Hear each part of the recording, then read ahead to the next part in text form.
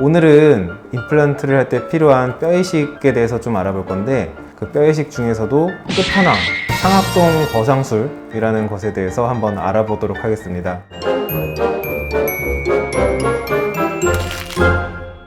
안녕하세요. 쉽디 쉬운 치과 이야기 치과의사 문석준입니다. 임플란트 진단받으러 다녀오신 분들 중에 상악동 거상술이라는 말씀을 들어보신 분들이 상당히 많으실 거예요. 임플란트만 하려고 갔더니 상악동 거상술이 필요하다라는 말을 들으신 분들이 많으실 텐데, 그래서 그 상악동 거상술이라는 게 어떤 수술인지, 그리고 그 상악동 거상술을 하는 과정을 전체적으로 한번 보여드려 볼까 합니다.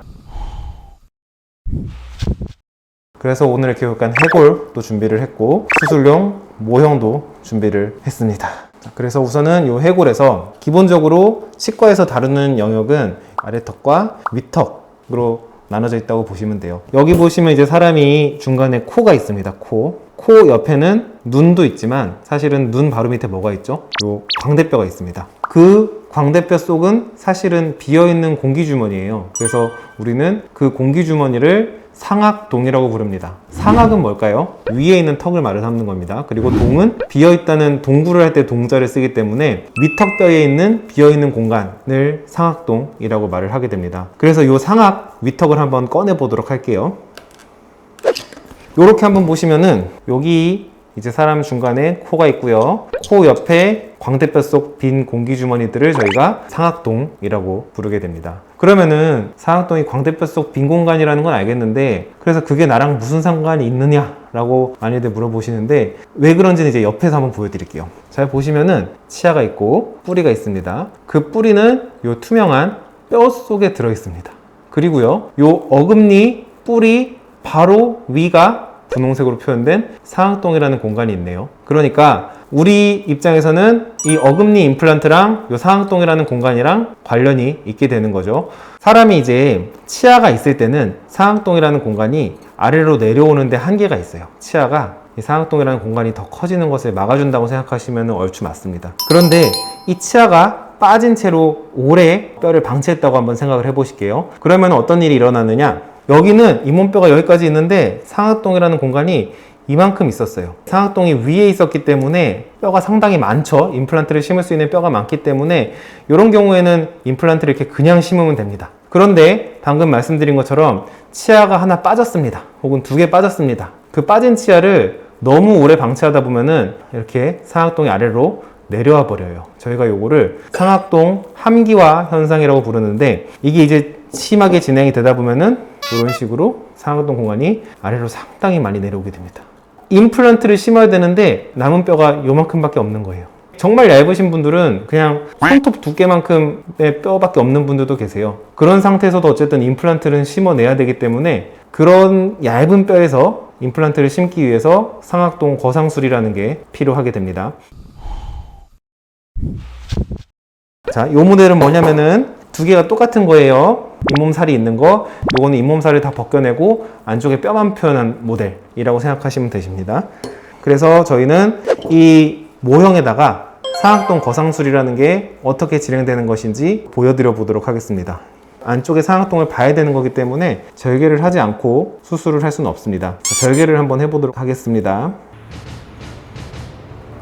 모형이라서 좀 낭창낭창합니다. 잇몸살을 이렇게 벗겨내면은 안쪽에 뼈가 나오겠죠. 이 뼈가 사실은 여기서 아까 보여드린 뼈와 같은 뼈라고 생각하시면 돼요. 그러면은 이제 이렇게 잇몸을 열었다고 생각하고 편의를 위해서 제가 이렇게 잡아놓고 할 수가 없어서 이 모델에서 다 같이 또 수술을 진행을 해보도록 할게요. 거상은 위로 들어 올린다는 말이에요. 상악동을 들어 올리기 위해서는 먼저 상악동에다가 어떤 구멍을 내야 돼요. 구멍 내는 과정을 한번 보여드리도록 하겠습니다.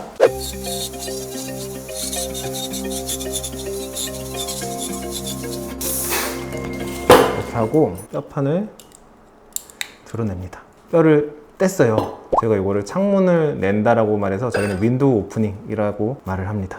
안쪽에 이렇게 빨간색에 가까운 어떤 막이 보이는데, 이게 뭐냐면은 상악동 안쪽을 차지하고 있는 점막입니다. 점막. 사실은 이렇게 빨갛게 보이지는 않고 계란 껍질 안에 있는 정말 얇은 막 있지 않습니까? 그 정도 막이 실제로 있다고 생각하시면 됩니다. 그래서 저희가 할 일은 이 점막을 위로 들어 올리는 겁니다.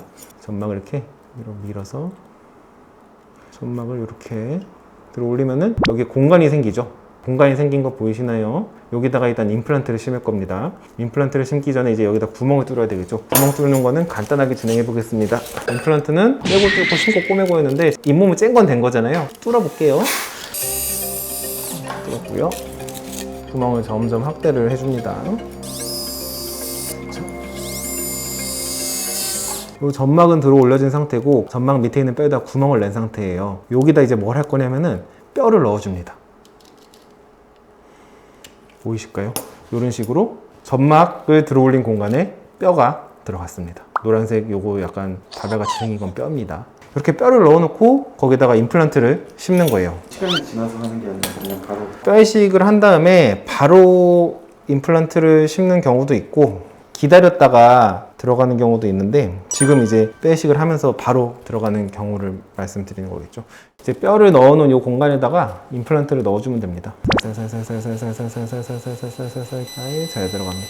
이렇게 놓으면은 이제 기둥이 우리가 아까 넣어놓은 뼈 속에 잠기게 될 거고 이 뼈는 시간이 지나면은 이제 원래 내 뼈와 유사하게 점점 바뀌어서 강도를 가지게 됩니다. 이렇게 상악동 거상술을 했을 경우에는 내 뼈가 거의 없고 인공뼈를 많이 넣어놓은 상태이기 때문에 뼈가 마치 내 뼈처럼 붙는데 시간이 상당히 많이 걸려요. 그래서 보통은 임플란트를 심어 놓고 6개월, 반년 가까이 기다리셨다가 요 위에 머리가 올라가게 됩니다.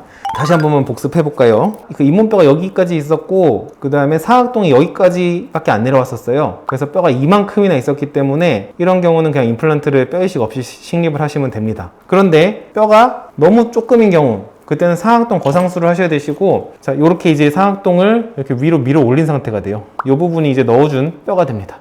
뼈 속에 임플란트가 자리를 하게 되는 거죠. 그래서 이게 상악동 거상술의 전체 과정이라고 생각을 하시면 됩니다. 여기가 어딘지를 한번 생각을 해보셔요. 여기가 어디냐면은 광대뼈에서도 되게 깊은 쪽에 요 밑쪽이에요. 여기를 저희가 보면서 수술을 해야 되기 때문에 입을 당기고 수술을 20-30분가량 진행을 하셔야 되기 때문에 환자분들이 받기 좀 힘들어 하시는 수술이고요. 그 다음에 아무래도 절개하는 부분이 많고 뼈를 깎아내는 부분도 있기 때문에 일반적인 임플란트보다는 약간 더 붓고 약간 더 아프다. 하지만 또 상악동 거상술이 아니라면은 또 임플란트를 아예 심지 못할 만큼 얇은 뼈에서 임플란트를 심을 수 있게 해주는 것이 상악동 거상술이기 때문에 필요하다면은 꼭 진행을 하셔야 하는 게 이 상악동 거상술이라고 생각하시면 되겠습니다.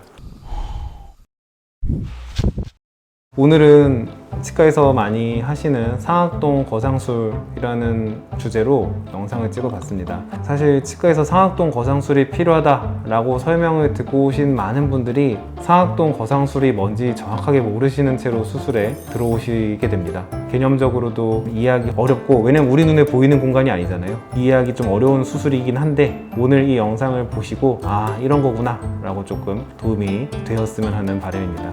쉽디 쉬운 치과 이야기 치과의사 문석준이었습니다. 구독, 좋아요, 알림 설정 부탁드립니다. 감사합니다.